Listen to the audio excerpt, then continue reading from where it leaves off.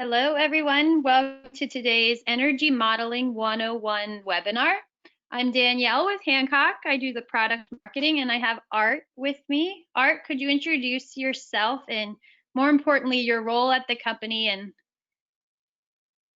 Yeah, sure. your involvement? Hi, everyone.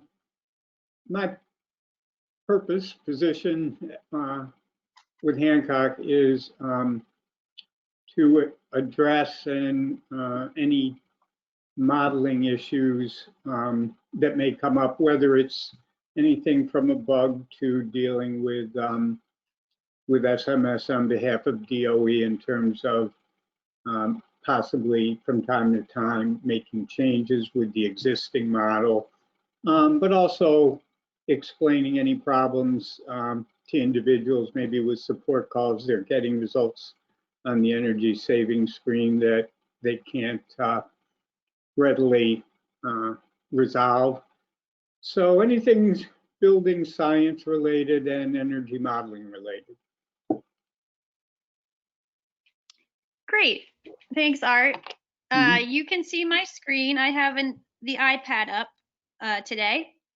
The same energy model I'll show today, you can also use online here in the cloud.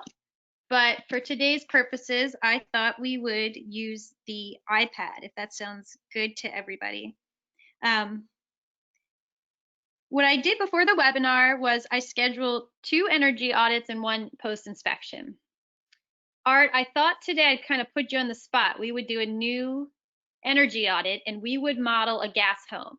And we'd go through each section from scratch and talk about the functionality, a little bit of the general calculation if you'd like, and do a full audit. Does that sound good to you, Art? Sure, sounds fun. Okay, let's go. So I think I made the Sandy Cole job. And if you guys have any questions along the way, you know the drill. There's a question box. And if you have a microphone, once you ask a question, if you have a microphone, I can unmute you and you can ask the question. I think what we'll do is ask questions in the question box anytime, and then intermittently, when I change topics, we'll address the questions. Okay, so I'm gonna open Sandy Cole and make sure she is my empty audit. Yep. Okay. So this is an empty audit. If I go to this top selection here, client info, I can see that the primary source here is gas. It's an owner-occupied home. If I wanted to look a little bit more detail of the energy usage, I would go to energy consumption. And at energy consumption, I can see the electric. So I can see, just get a general picture that the electric and gas is here. So I think for this, I just grabbed this from the cloud site, but I think, Art, the first adjustment I would make is most likely this house doesn't use electric heating, it only uses gas. What do you think? Yeah, that's what's being indicated here. It was cooling and base load. Did I see or not see? Oh, the DHW is still unassigned. Is that correct? I see 2 yeah, records. I know. I'm looking at that. And it looks like that the DHW is unassigned still. All right. So, I mean, what's really of primary importance here, beyond client priority factors that may relate to energy burdens and high usage, is for the modeling tool to give you a good estimate of what the actual consumption is on an annual basis on the energy savings report. To compare against what modeling you did, you need decent information in here. Can't always have it with deliverables, that's fine. But when you're going with utility-based electric and gas, hopefully you can get a good year's consumption and put it in the system. So when you run the ES report after modeling it, you can go to the energy usage section of the ES report and take a look at the modeling, actual against modeled, and then manually on your own, where appropriate, say a difference of greater than 20%, check on the obvious things where accuracy of the modeling may be negatively impacted.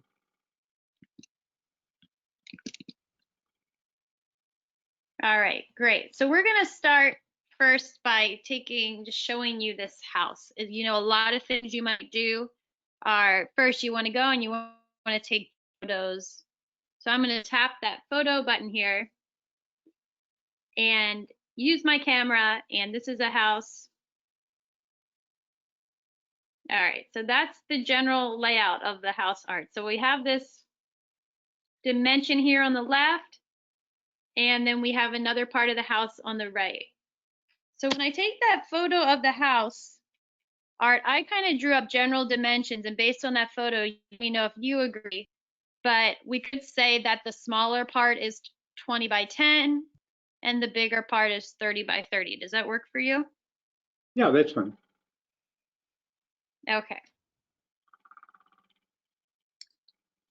And if I'm using the app, you know, I can say that this house, I can tag what I'm taking a picture of there. Now I first want to go to the building information section and then finally kind of finish up the general data collection. When you first go here, there's going to be some red fields, and those are the ones that are required before you go into any more detail. So, Art, where do you want this house to be located? Oh, I put it in Massachusetts. That's fine. Okay. Now, where did you used to live, Art, in Massachusetts? Now, Worcester's close to Worcester before I Okay. came to my senses. And with this doing, Art, could you just tell everybody about the TMY3 weather data, what happens when I select Sure. these choices? Basically, the weather stations that are in the system, and each state can control to what extent they can access them. Obviously, if you're in northwestern Virginia, you may want to pick a weather station it could be in Maryland, it could be in West Virginia, if it's closer to where you are in the local degree days. But we use TMY3 data, 30-year average, and that will provide the basis for heating, cooling loads in the system, and soil temperatures are also in there, but that's not from the weather data table, that's from another table. All of those things are used to help determine energy loads on the house sections you put in. I see a question. Yes, the auditing tool is DOE approved state by state. Some people have been approved. Others are in various stages of it. I think New Jersey is the next. And how many are I think, actually you know, Art, using? I was thinking there's about 8 states right now that are using Yeah, the I modeling think tool. you're right. Yeah. Okay. Okay, great. So after you set that weather data, then you would go here to the house dimensions. In Art, based on the footprint of the house here, how would you recommend breaking these house dimensions out? You want to just talk Well, I about mean, the approach, and we'll enter it? it's really up to the user and potentially ease of the entry. So there may be a situation where you would want to run it 10 by 50, and then you would have a 20 by, I think it was 30 section. You can do it, and that could depend on which windows are on the wall, ease of that data entry, how you are seeing the insulation playing out, maybe the siding, and how you're going to enter your wall sections. But ultimately, the simplest approach would be to take the main section and then and then do the addition. So it'd probably be a 30 by 30 and I think it was a 10 by 20 or something you have there. Okay, let's do that then. So Art, while I'm mapping this out for everybody, there's a question. The 30-year average you mentioned, is that a straight average or is it weighted to more recent years?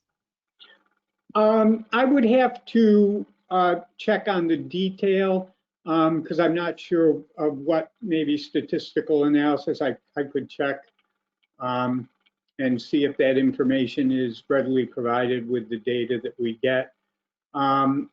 It may be related to emphasizing some years that are kind of normal years, and if you had a real aberrant year, you may want to minimize its overall impact on the average. I would have to check. I'm assuming it's likely to be a straight average or very close to that. The purpose of the 30 years is, and often this runs afoul of utility programs where they're more concerned with more recent years. But the point of a 30-year average is to give you a value that is stable. Don't want to get into a long statistical argument about how to apply something like that to an environment that may be going through a rapid shift upward or downward in degree days. But currently, there isn't enough evidence to argue against a 30-year average being better than a 5 or a 10. Okay, so I think what we'll do is we'll divide these sections up, like you said. We'll take a 30 by 20 chunk and a 20 by 10 chunk. So that means in the audit, I have put the floor 1 as 30 by 20. Now, Art, I wanted to touch on this overlap. If you had a situation like this, would you define 10 feet of this linear wall as overlap, or what would you do in that case? In a single family structure, I would not be concerned with that wall. That's an internal wall, and unless there's some very unusual circumstance where you might have a dropped roof line and therefore the height is going to vary, and there's some exposure of one of the sections over that and you've got to build that in. That's rare, and that's a very, maybe it's a very interesting person designing the home.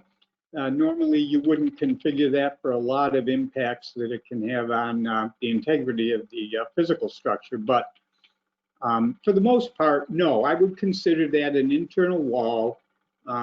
That's up to the individual, of course. In multifamilies, and if you're doing them as multifamilies, maybe in the multifamily section, then you may want to identify that wall for purposes of making an adiabatic wall or a non-energy transferring wall. Single family, I'd ignore it. All right. Do we want to put a second floor on this house, or do you want to just keep it at 1 floor? Yeah, 1 floor is fine. 2 floors, just something to keep in mind. In a, say, a 2-story, a colonial or something. There are 2 approaches you can put in. Say if it's simply a rectangle of some sort, you could run the walls at, I don't know, 15.5 feet, however you wanted to measure that out, and have 4 walls. However, depending on how your program works, your work orders you send out to your vendor base, they may want to see it for what it is. They might want the 8 walls. As long as the insulation is consistent, you might not have to put in the second floor. You could run just 4 walls, but more often than not, it's best for a lot of reasons, especially when information gets on the work order to vendors, to make it very clear to them, especially if insulation might vary somewhat by floor.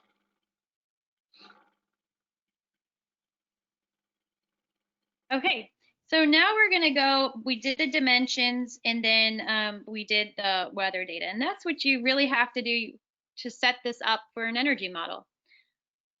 You know, we do have a built-in ASHRAE 622 2016 calculator, which does incorporate, what is it, occupants, right?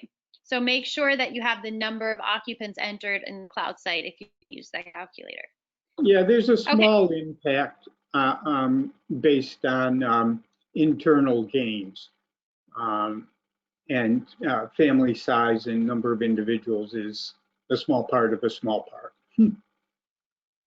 If you were to arrive on site and find that you need to defer the unit, you could defer the unit and enter the reason here.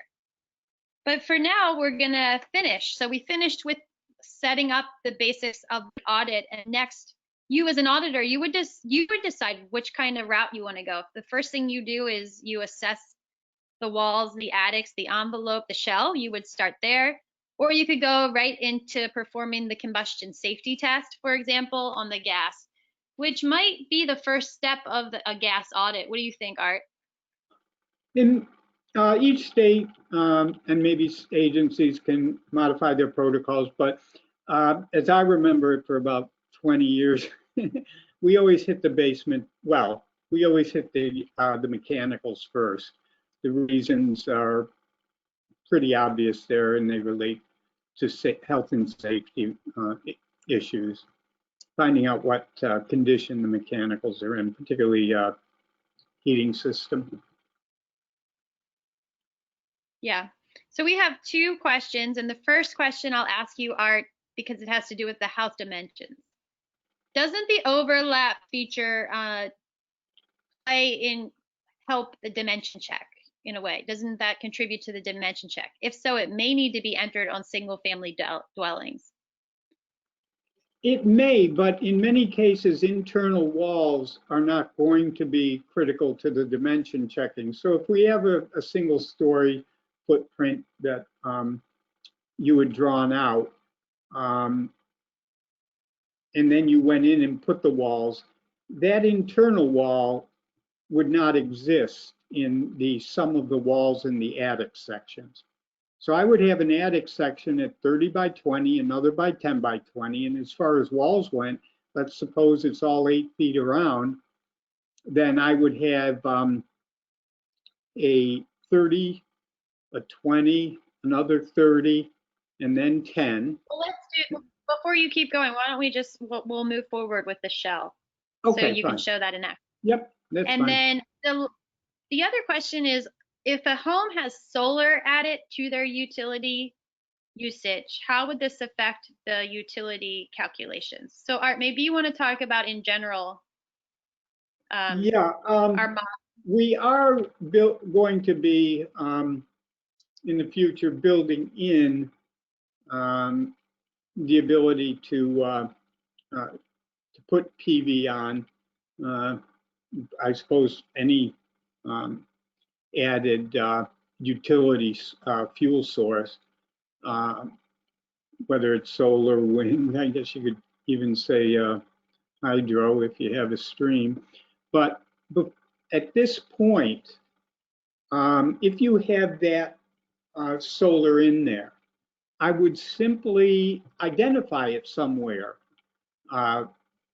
in a comment section on an appropriate screen and consider that consumption, I'm sorry, that usage that's coming from that system as additional electric load. So if in a sense it's negative, but if you don't address it, you might have, say, an all-electric home with a 4 kW system on the roof. You might not be able to true up things very well at the energy savings report if you don't build in the value of that when you create the electric utility record. I'd have to think, it's a good question. I would have to think about it a little bit more, but ultimately at this point, the way I would approach it is I would have some idea of hopefully their actual system production.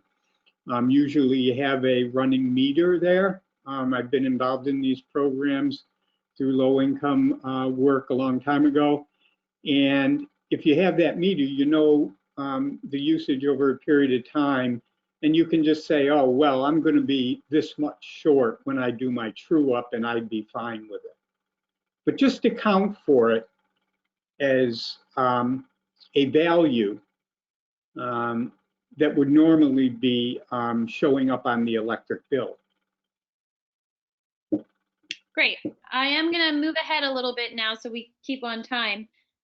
Since this is a gas home, I am going to do a combustion worst case test. Art, tell me about this. Of course, this doesn't have to do with energy modeling. So tell me about recording this in our energy modeling tool. Is it just for recording purposes if that's what your organization wants to do? It really has no impact on the modeling tool. This is just health and safety related stuff that's required for DOE. So as DOE protocols, or maybe you have a mix of protocols, if you have different utility funding, I would hope they would all be the same, then you would just record that information here. It will have no impact on the modeling. It certainly may impact how you're going to approach the heating system going forward. You can record multiple tests here, but just at the time of the audit, I'm going to record a quick pre-test worst case depressurization. You can also record a CO test here, spillage test for the different gas appliances. But for now, for time, I'm going to move along. So Art, let's talk about the envelope. So we looked at this. Where would you start? Would you start at the walls or the attic? Where do you want to start? Oh, I tend to go with the dealing with the footprint related stuff. So I'm going to hit the basements and the attics, and then I would do windows and walls, and in an order that's appropriate, that most appropriate for that particular home. If you have a home that has standard windows throughout, then I'd put the windows in first, and then as I created my wall sections, I would assign the windows to them, to the appropriate wall. However, if things are a bit crazy, an old Victorian, who knows what, and you have different size windows, shaped windows on different walls, then I might go to the walls and use the button to create the windows, and they'll be associated with that wall. All right, let's say that this house has standard windows for time's sake. Yeah. Tell me, is that like 36 by 54? Is that a standard? Yeah, 30. Yeah, that's fine. Okay, and let's say, tell me, this whole house has how many total windows? Yeah, put in 22. 22. All right. So we're just going to take a window. It's basic size. There's 22 of them. That's all we did so far. And later in the audit, Art's going to place these windows on the walls when we define the walls. Now, Art, do you want to go right to the walls? Pardon me? Or do you want to go to attic? Do you want to go into the walls first? Why don't you go to walls? You've got the windows in, so let's go ahead and assign them. So walls, our approach here is we're going to do one wall for each direction, or what kind of approach would you like to take for this?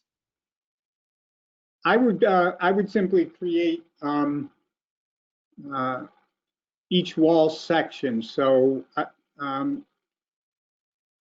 I'd go with, let's say, the 20 by 8.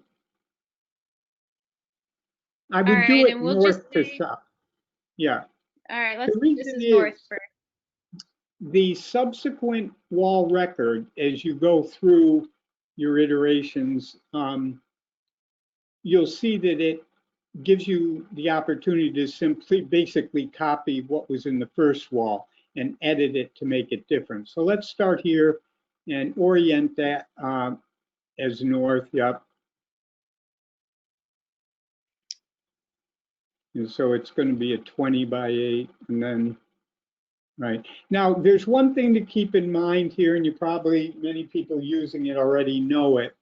We will be making an adjustment, hopefully in the very near future, but ultimately, put the windows on the wall before you do the wall, the measure for the wall.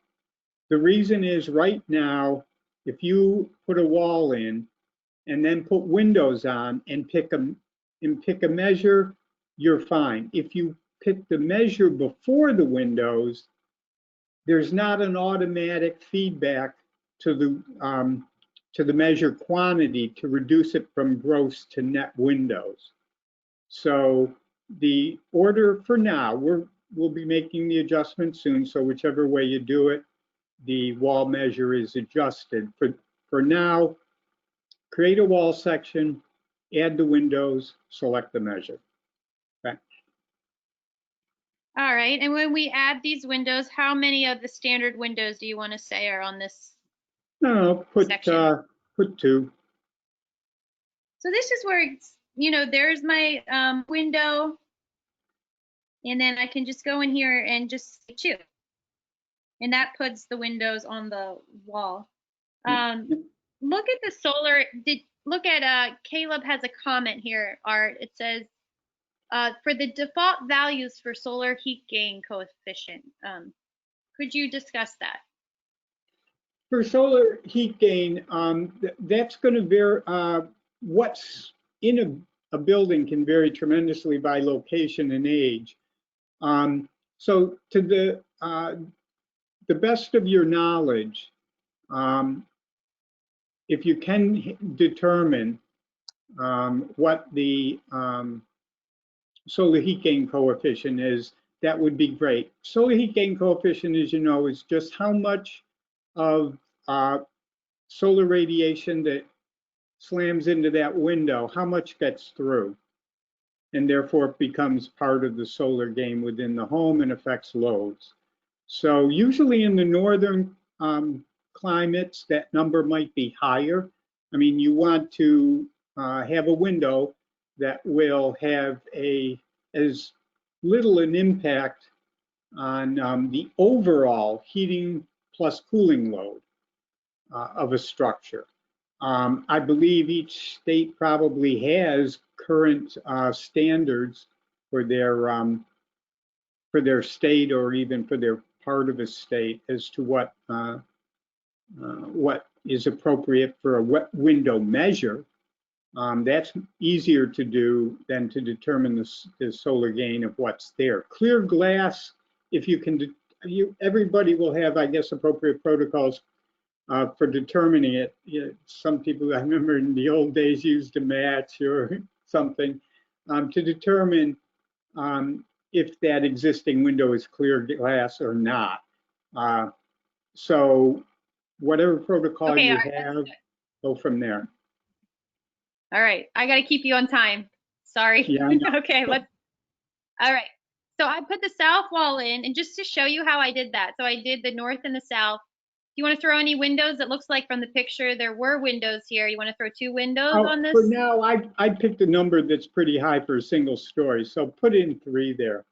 I want to use up all the 3. windows. Yeah, we got to use up. So you said 3? Yeah. All right. And now when I want to go to do the west facing wall here, when I press add new, it's going to default all the values, and then I have to just change the direction here. So I'm going to change it to west, and now my width would be 10 feet, but the height would stay the same. And that's how you enter. And then we'll throw a couple more windows because we have a lot of windows. And while she's doing that, I want to, I guess, have people know that it's nice to have the software sort of help you along in terms of not having to constantly re-enter values on sequential wall entries. However, I found this myself sometimes if I'm moving along, I may forget to change it from north to west. as I transition that way. So take your time with those and edit the fields that need to be. It may be the height, it may be the width. The one I tend to make mistakes on, it's not often, and I can clearly figure it out from the ES screen once I view it, but it forces me to go back to maybe change one wall section from north to east. I've gotten better at that. It's not often, but just a warning about generally user friendliness can also sometimes lead to data entry errors. There's a question, I can answer this from a user perspective and let you answer from energy modeling, but what is the major difference between the NEAT energy audit and Hancock software?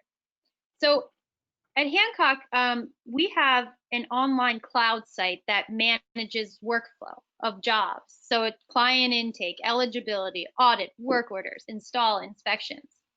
It's a lot easier if you're using that cloud site to use our mobile app or the online heat because it's integrated into the flow. So if you need a change audit, you don't have to back up a work order. You just go right ahead and do the change audit, things like that. For NEAT and HEAT, they're both DOE approved, but if your state decides to use HEAT, you have to get it DOE approved for your state. Art, what do you think? What's the difference as far as energy modeling goes? If you know of what you want to speak to any of that. Well yeah.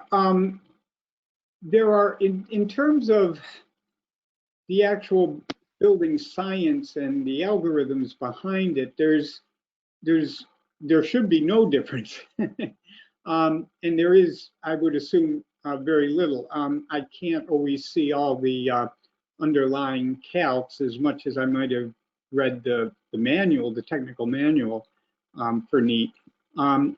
But the biggest issue, I would say, because recently I was working with the state of Massachusetts as they began to move in with NEAT and trying to get their measure table in. I think this audit tool is, at least at this point, because I know Oak Ridge or some entity for Oak Ridge is going to be updating theirs further in terms of architecture and such. But at least for now, I just find the flow of the work order full all the way through to invoicing to be more user-friendly in NEAT. It took us quite a while to get to the point of managing things such as state approval for certain measures when they block failure to meet a requirement, block invoicing to prevent things.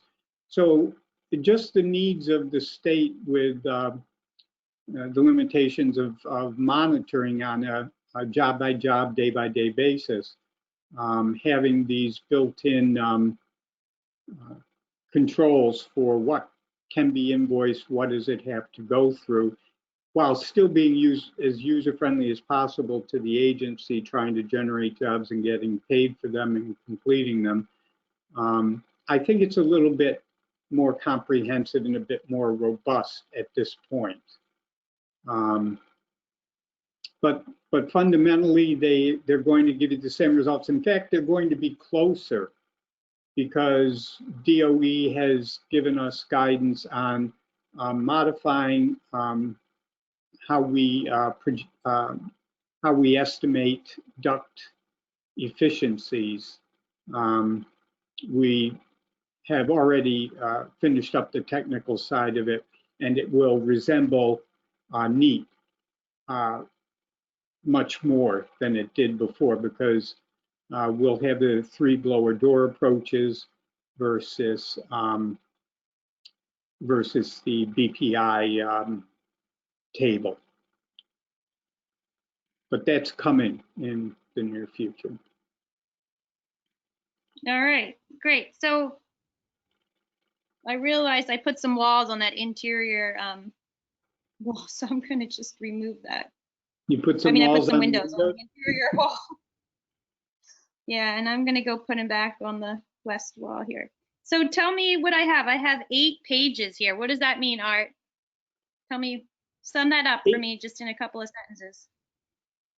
Well, you've just broken down and section by section, you have the load for each of those wall sections, which add up to the total heat loss through those walls. Not the windows. That's on the those are on different records. But by putting all of that in there, you have all the window types and their loads, and all the wall sections and their characteristics, and their individual loads can be reviewed. Art, Stephen asked, does DOE want 4 walls only? Does DOE still want 4 walls only? I have not heard that. And I've never used it by doing 4 walls. I'm not sure how that would be modeled in some. Okay, let's move on. We only have 20 minutes left, so we're gonna move faster. That would be okay, a question for DOE. Let's go to the basement floor. Art, what kind of basement do you want to put in this structure? What do you want to do? Well, does it have a basement for this is sake? important because we've worked hard to get the building complex sections working properly and getting to a point where you can have multiple complex basement sections, say partly conditioned, partly unconditioned, or maybe a crawl space that's vented or unvented. So the simple sections, a number of states have decided to eliminate those. Now that multiple... So just to define what Art's talking about, a simple section means something that doesn't have the suffix on it, complex. Right, and simple section would be conditioned basement. What's behind that is the impact of soil temperatures are included in the complex basement algorithm. It's a bit involved, but soil temperatures are an important part of that.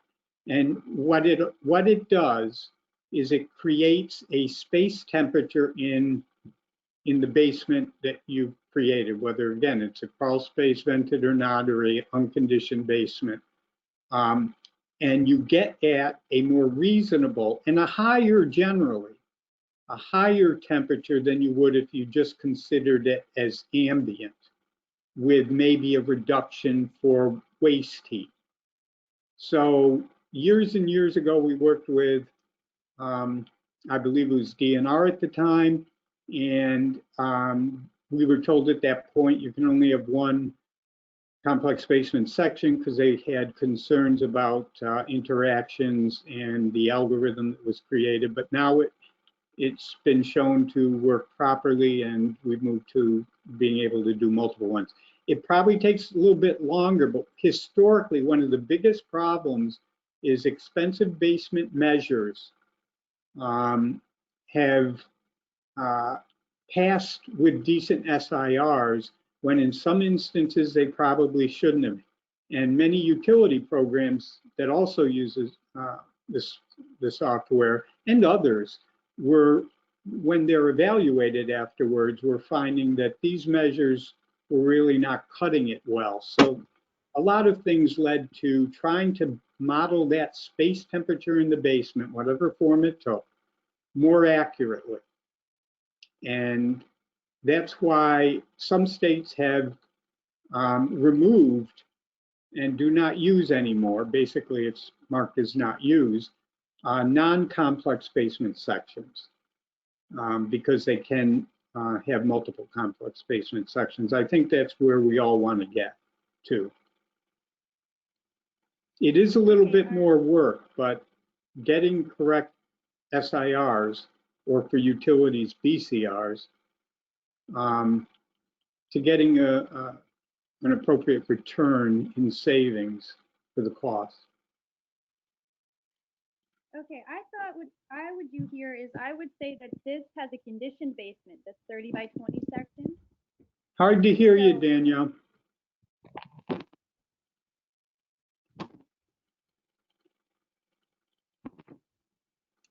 Okay, can That, you hear now? that's better, yeah. Is it just, because you can talk over me if you want. Is this, Okay, you can hear me well or? I can hear you well. Okay. I thought for this 30 by 20, we'd have a full conditioned basement. So while you were talking, I selected conditioned basement complex. Mhm. And when I did that, it told me the items I had to define. I had to define the slab below me, the above grade wall, the below grade wall, and the sill part. You know, and you can check these and it shows I've linked everything together. Now, if the 20 by 10, let's just say that's on a slab, Art, is that supported?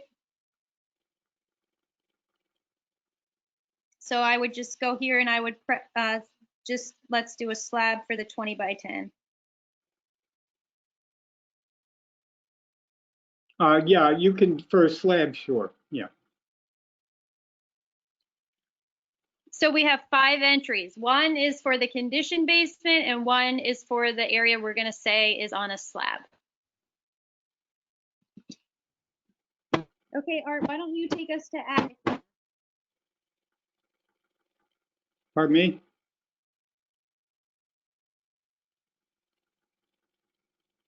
Let's go to attic. I think my volume keeps You, turning down on me. kind of Okay. losing you off and on, I don't know. My computer's running loud. I want you can take over and go to attic and I'll move the screen. Go ahead. All right, so we're doing attic. Let's see. You haven't put any section in for attic yet, right? Okay. Right. So in here, let's do this as 2 quick sections. So in this case, let's say it's unfloored.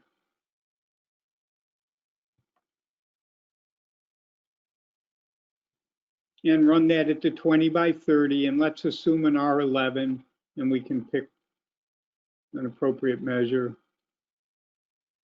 If it's gas heat, some places would only want you to go to an R38, others an R49, but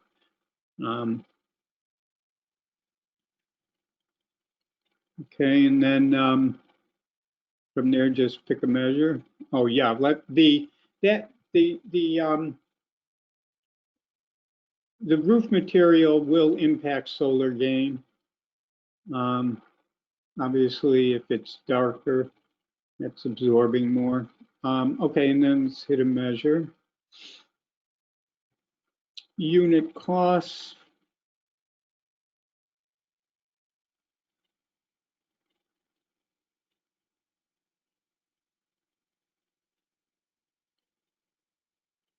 $280, that's not a bad cost. And then save that.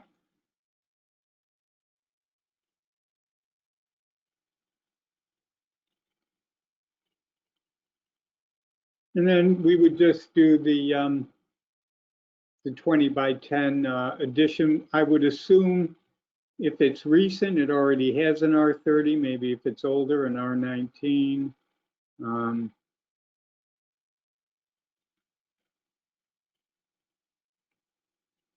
You can put it in at 30.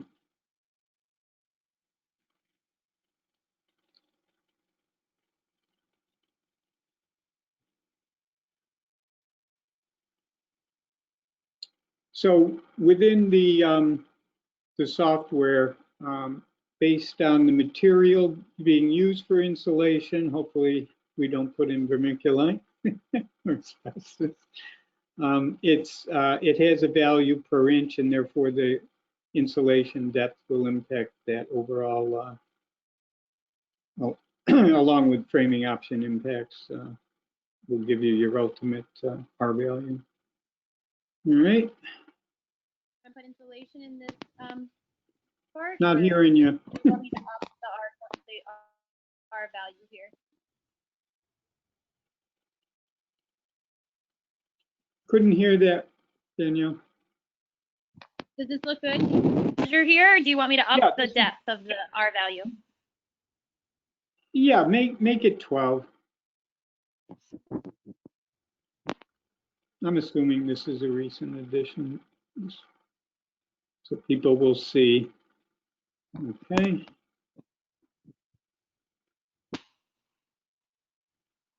So did we do the heating plant?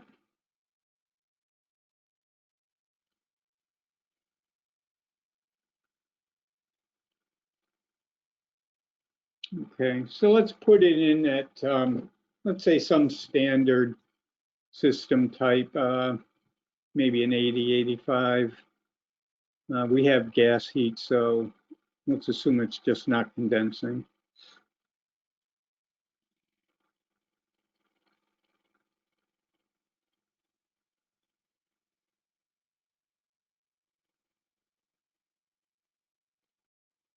Art, do you want to enter the output here? Yeah, let's put it at 78,000. And we only usage ratios are simply to identify how much of the architectural load is being satisfied by that particular heating system. You may have multiples, you may not. Let's leave it at 100%. Some people like to record the original nameplate efficiency of things for just, other reasons, tracking information. Okay. You want to do a measure? No, not with that. Not with this. We'll do something maybe on the distribution side. You put this has ductwork, right? You didn't put. You picked a furnace. I picked a forced hot air furnace. Yeah. Okay.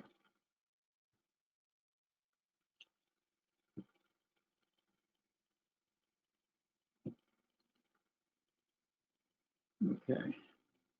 Go ahead. You can take us through this, Art. Would you like to explain the differences? Which way would you like to do? The duct testing. In this case, if it's a single family home, most people are still probably using the BPI. That's going away soon. And single family homes will all be using the duct testing. If you have time, you can go. We could go in there and do it, but I think everybody here probably knows how. They do duct testing already. You record the pre and post Pascals, and it'll crank out your efficiency. In this case, let's put in, yeah, that's fine. And okay, that'll give you an efficiency number. Now, going forward, by selecting duct testing pressure pan and entering the appropriate details on the register, the three things are pre and post Pascals and the registers dimensions, free area. So that's a post, okay.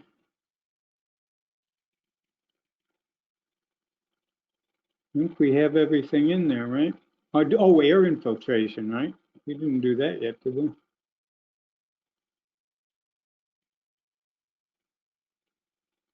Okay, so right off the bat, head of work orders, most people can put in a pre-test and a target.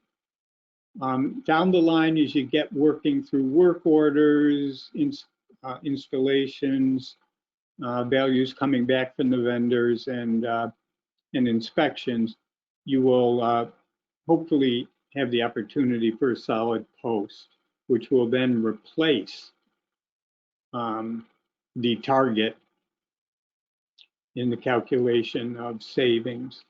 But at the outset, to get a work order out, in most cases, I think people will, the only way you can do that is to have the target, unless you had some unusual procedure set up where you just did duct sealing and testing, and all air sealing and testing ahead of anything else. But I've never heard of that being done. Okay.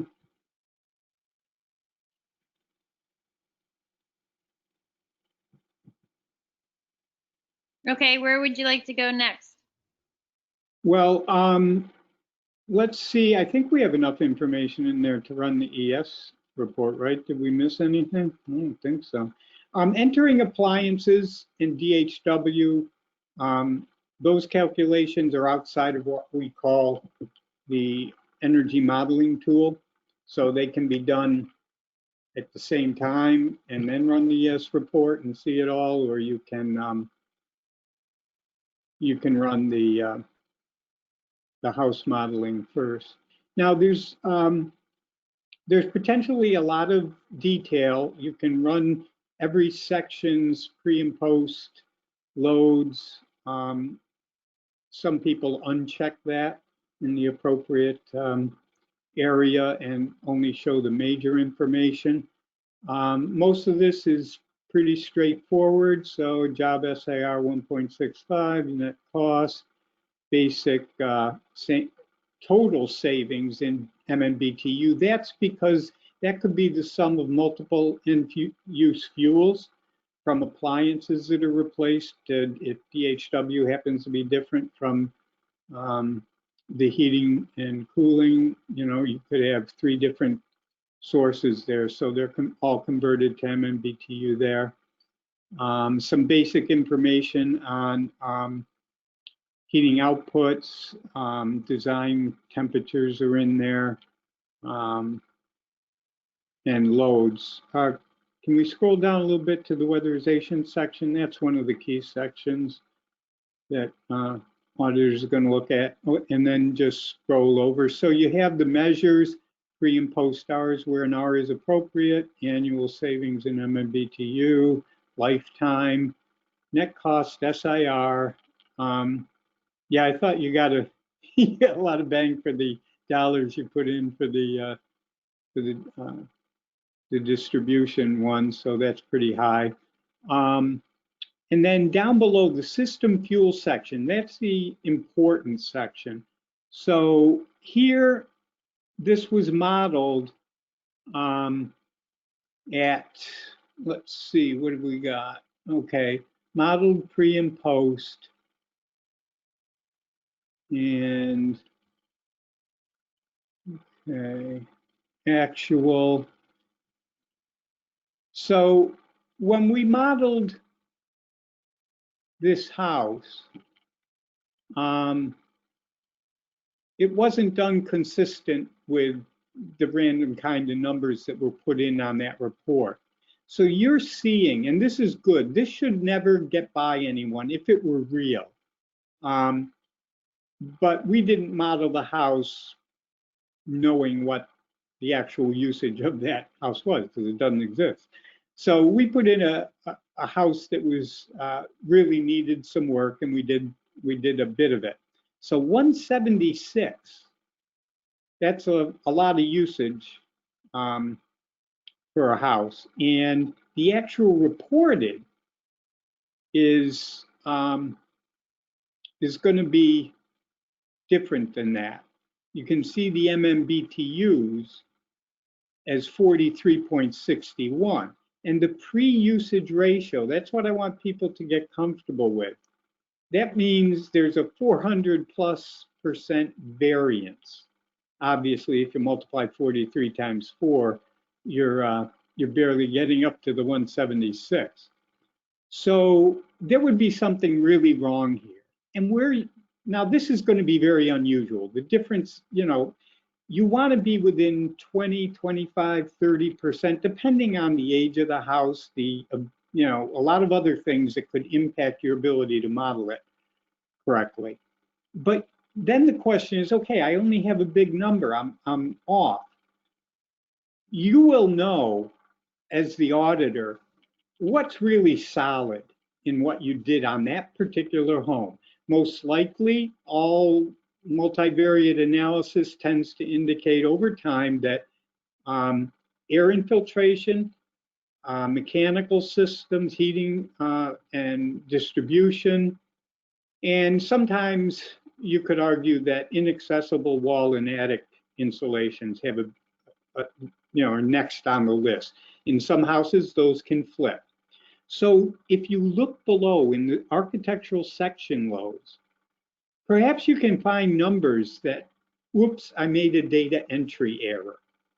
Or maybe this is an area where it's quite high and maybe it's wrong. And you go back, and in most houses, you should, without a lot of difficulty, be able to get within that 20-25% range. There will be some that are very hard, one, because you don't have accurate usage. In those cases, someone will be looking at this job later on. If you know that usage, actual usage, is not correct, it's a rental property, somebody moved out a while ago, and whatever changes may be, or they're deliverable fuels and they cut their own wood, but they don't tell you how much they use the fireplace versus the other, and you can't determine it by looking at it. Then put comments in where appropriate, so that anybody checking your work or just studying it for any other purpose would say, yes, they did the best that could be done here, and most likely in this case, the modeling is better than the actual. Or whatever is to be drawn out of the comments that you put in the actual determination about what you did or want to do. To me, that's really an important part. This is not to allow people just to play around and manipulate and try and get things to look good. This is to do the best you can for cost effectively serving that home's load and reducing it for the customers that are very needy, of course. But sometimes, as I said, a true up can be difficult, or it can't be done, but just comment as needed so that the work you did will still be respected, as they made their best effort to get modeling and usage together. And in most cases, you will be able to. In the case of this home, I would say, yeah, they probably have a condensing system. The R value in the basement, maybe they have an R30 up there, maybe it's closed off ceiling and something else is in there. Maybe the walls actually are dense packed, but I'm not seeing it right. All sorts of things can affect that. And that's part of the auditor's job, to try and true it up. Just looking and seeing high SIRs, that's not the end goal. That the person you're serving may get an inappropriate expectation of savings approaching that way, because maybe you have a discussion with them about, yeah, this is really going to save you a lot, and maybe there's some. So please try to take that. Art, we're at 1 minute left. I just want you to be aware of the time. I'm sorry I'm harping on that, but to me that's one thing that occasionally you see being missed because people are just moving along and not checking that. Sorry. The final option you have before syncing the audit with our online site is you could run this customer education report here. It's called modeling report. And this is a good report to sit down with the homeowner, show them how they're spending their costs in general. They're spending more than half of their costs in heating right now. Show them how you want to help them save the gas fuel. And then if you had taken any pictures or such, they would stream into this report. And you actually, your state or your organization has a lot of flexibility with this report. You can make this look and feel in a way, the colors and the text, for how you'd like. Then when you're finished, you would go back here and upload. and upload causes that audit to go back to the online site. Now, there's one last question before we sign off, Art. It is about the comment where DOE prefers 4 walls. So the question is, to follow up overhearing the 4-wall preference, I've had a monitor for more than 12 years want straight 4-wall entries. It doesn't work. I would like to hear Art's take on this before closing out today. Well, this is from Lenny, right? I agree with that. I've never put in, I've seen people put in on the base load side, to be quick, a 500-watt bulb instead of 5 100-watt ones. Well, it just, you shouldn't be doing that. More mistakes will be made. They don't look right in terms of the audit. I just think I would stay away from that. I would stay away from that approach unless it was so obvious and so straightforward. But even then, I don't think as sending out an audit, a work order to a contractor, I necessarily know that they were comfortable with what they were expecting to see when they get there. Yeah. No, I agree with the comment. Well, thank you everybody for joining today. I recorded the webinar. If you attend live, you get the BPI credits. We do these BPI webinars once a month. It usually falls on the 3rd Wednesday of every month. So if you're here, you probably got my email, so stay on our list. And if you're not, if you want somebody else on our list, just reply to my email, because I'm going to send out this recording. I'll probably get to send it out tomorrow morning. So thank you all for your great questions. Hope you enjoyed this. If you do enjoy it, we'll continue these kind of modeling centric webinars. All right, bye everybody. Have a great day. Yep, bye. Thanks, Art. Bye.